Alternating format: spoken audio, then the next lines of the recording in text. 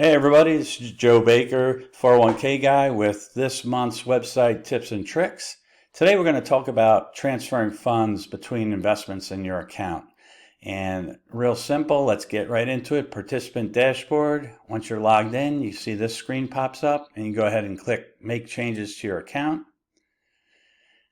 And when we get into this page, we can see there's 4 different options to choose from, and today we're just going to be talking about transferring funds.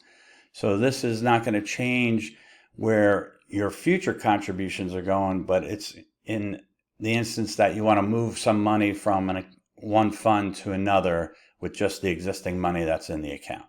So go ahead and click on transfer funds, and then we're going to get into the process, and you'll see a progress bar up here that'll go from 0 to 100% when you've completed this whole transfer. So you want to select how you want to transfer. You want to do all sources versus doing matching and your contributions and rollovers. It's a lot simpler. And also percentage to percentages, you want to do that to make it a lot simpler for you as well versus dollar to dollar or dollar to percentage.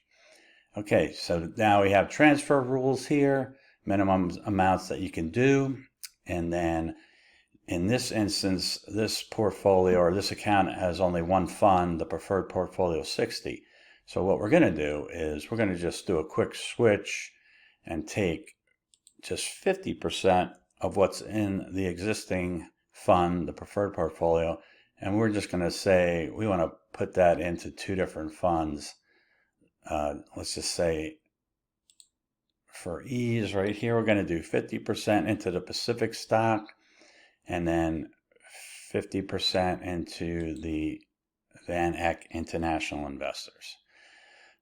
So what that's going to do is just take 50% of the total that's existing right now. So a little bit over $1,000 is going to get split evenly between these 2 funds. So you can see in the right-hand column, you can see the actual dollar amounts that are going to be moved to these funds and how much is going to be staying in the existing fund. Okay, so once you have it where you want, you go ahead and click Next. And in this instance, some of the funds have market timing rules, so you just have to review that and go ahead and click Next on that.